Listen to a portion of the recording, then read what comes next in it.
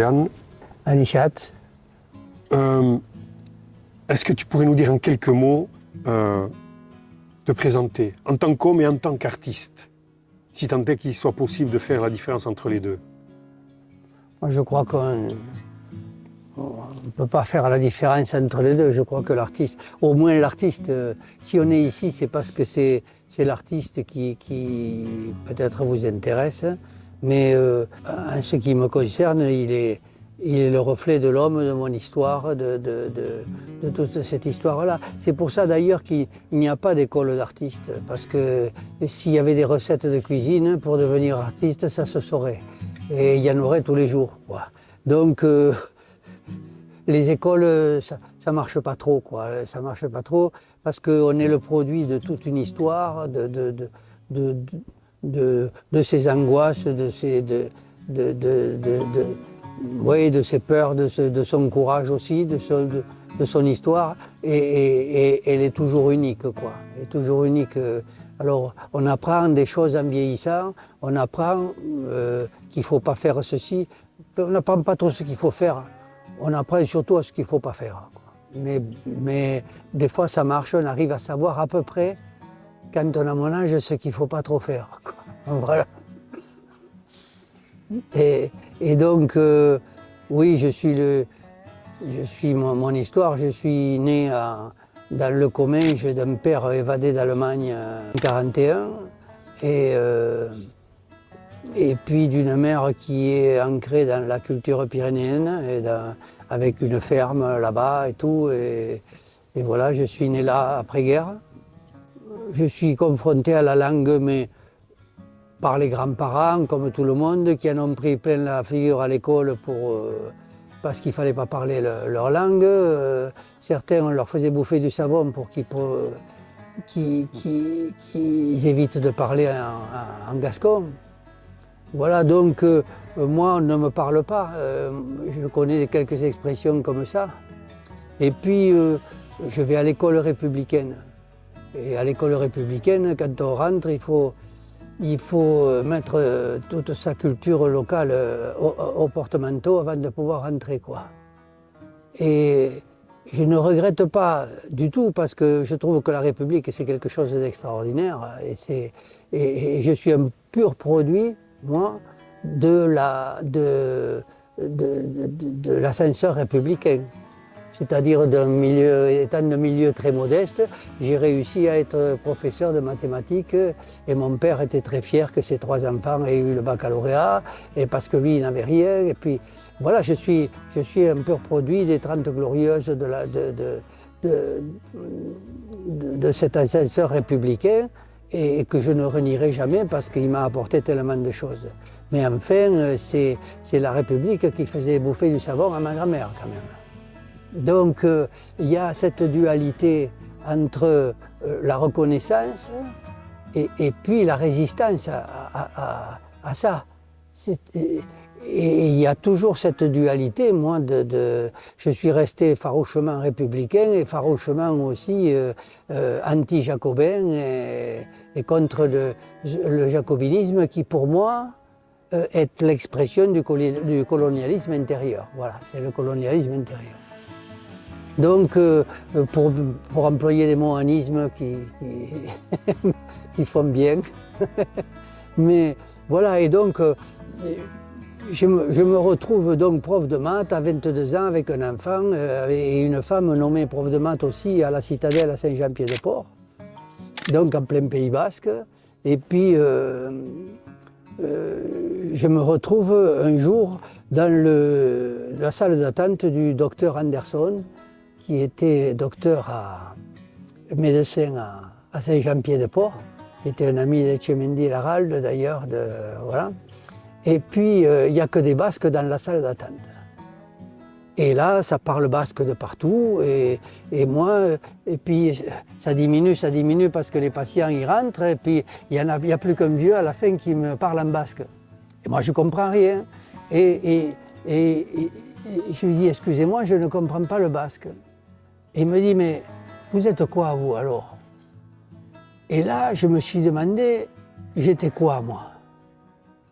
J'étais quoi? Parce que je n'avais pas de conscience de ce que je pouvais être gascon, ni occitan ou quoi que ce soit.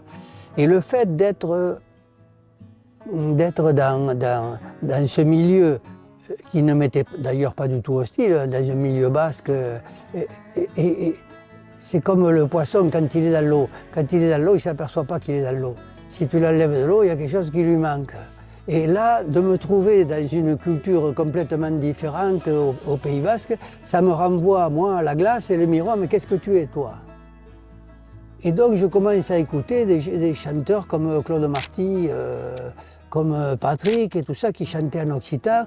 Et puis eux, ils sonnent le réveil, ils sonnent le réveil de la révolte, de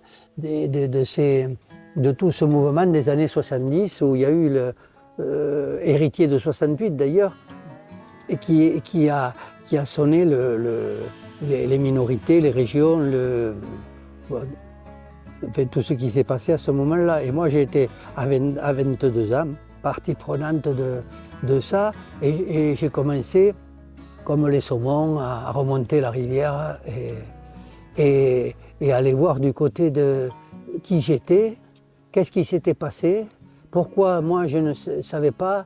Et là, j'ai commencé à apprendre tel mot, telle chanson, tel pas de danse.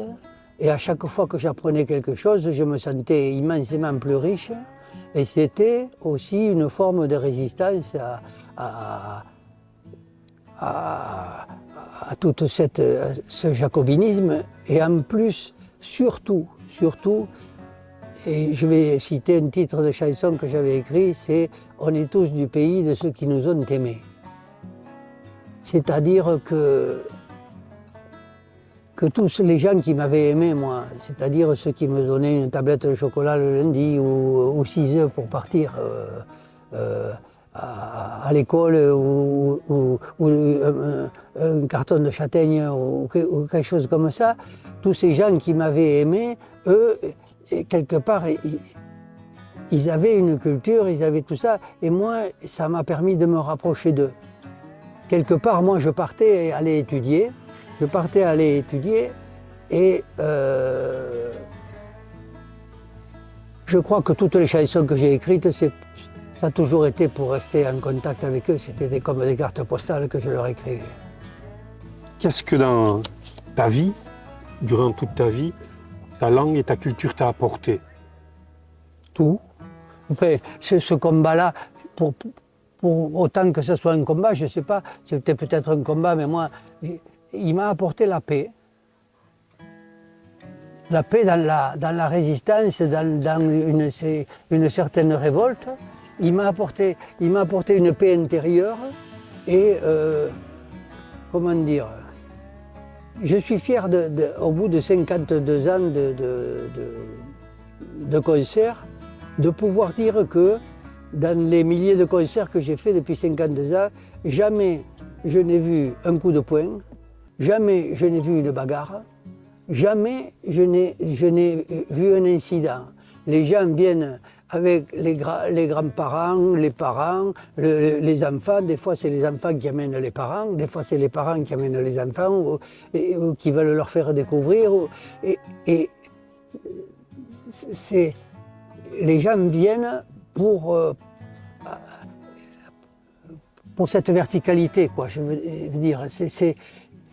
Je vais chanter dans un village de montagne où il y a 100 habitants et il y a 600 ou 700 personnes qui viennent là, ils descendent de toutes les vallées, parce que le jour des Nadao, il y a le type, il va se doucher, il met une chemise propre, il arrive les cheveux encore mouillés, il ouvre la porte à sa mère. Et là, il amène sa mère voir le concert des Nadao. Parce que ça parle, et lui il le sait, elle aussi, c'est des gens qui ne vont jamais au spectacle. Pendant très longtemps, ça va changer un peu maintenant, mais pendant très longtemps, le public des Nadao, c'était des gens qui n'allaient jamais au spectacle. Jamais voir un concert, ni rien. Mais le jour des Nadao, ils étaient là.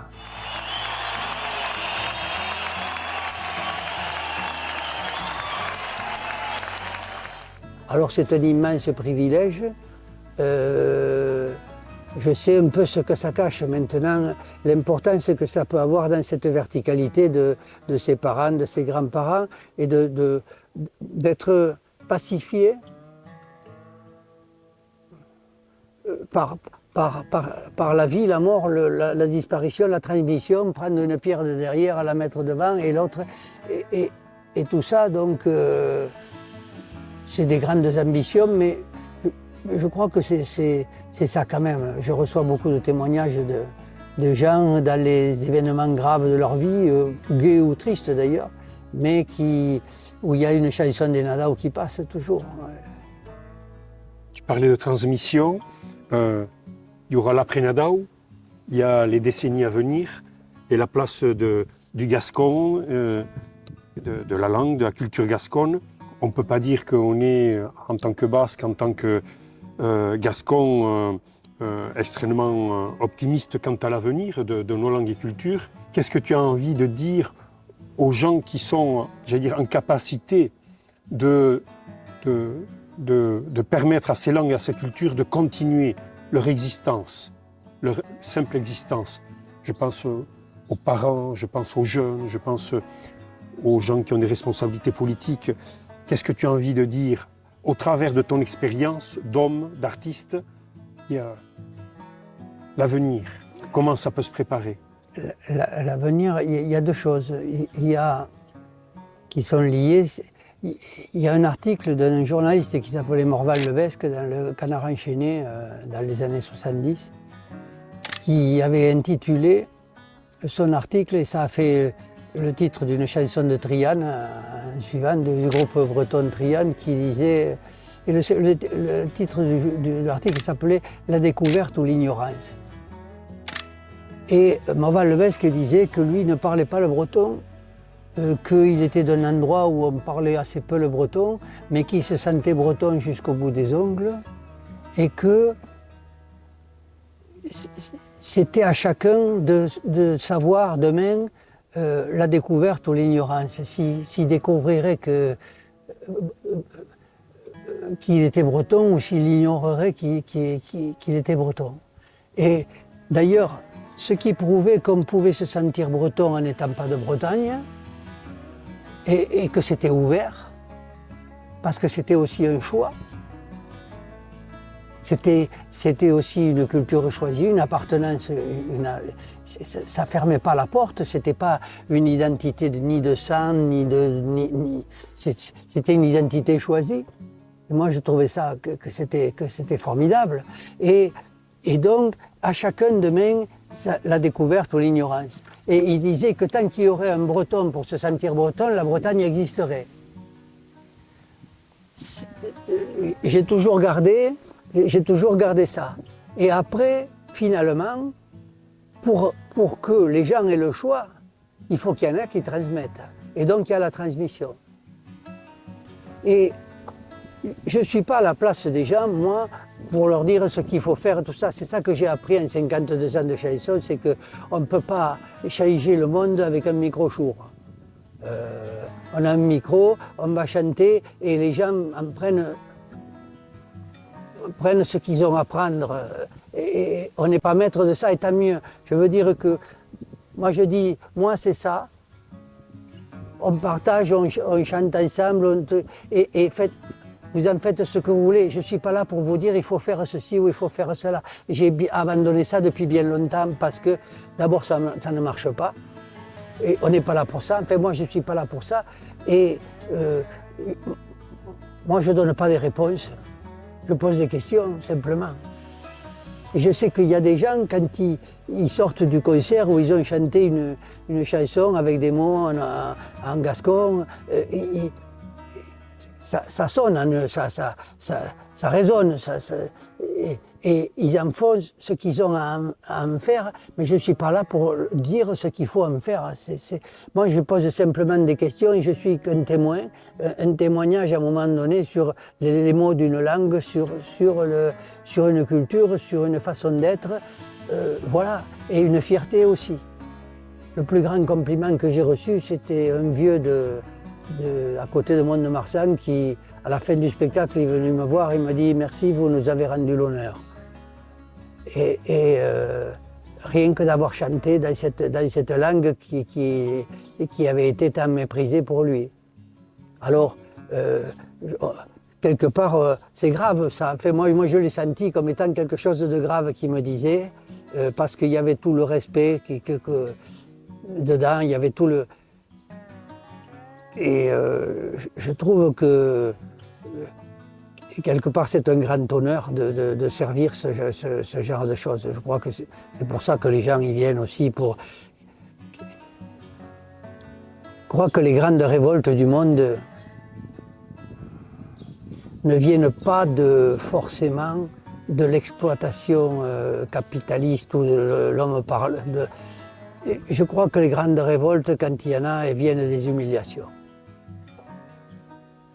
Alors la faim est aussi une humiliation.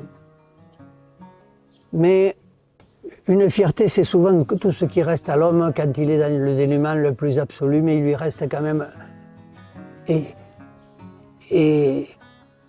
il peut se révolter si on lui attaque la dernière chose qui lui reste, c'est-à-dire un peu d'honneur, de fierté, et surtout si on l'humilie. Voilà. Et je sais comment nos vieux chez nous ont été humiliés à l'école et tout ça. École qui, je ne la renie pas non plus, comme je disais tout à l'heure, mais le sentiment d'humiliation et je crois ce qui fait bouger les hommes. Alors je crois encore à des choses comme la fierté, le respect, voilà, le respect et surtout pas la domination. Voilà. Je crois qu'il y a beaucoup de jeunes qui viennent au concert des Nadao maintenant et ils ont besoin de quelque chose auquel se raccrocher, de quelque chose de vrai c'est tellement artificiel sur les réseaux, sur tout ce qu'on peut voir et tout ça. Et puis vous avez plein de gens qui ne rêvent que d'être influenceurs ou cryptomaniaques,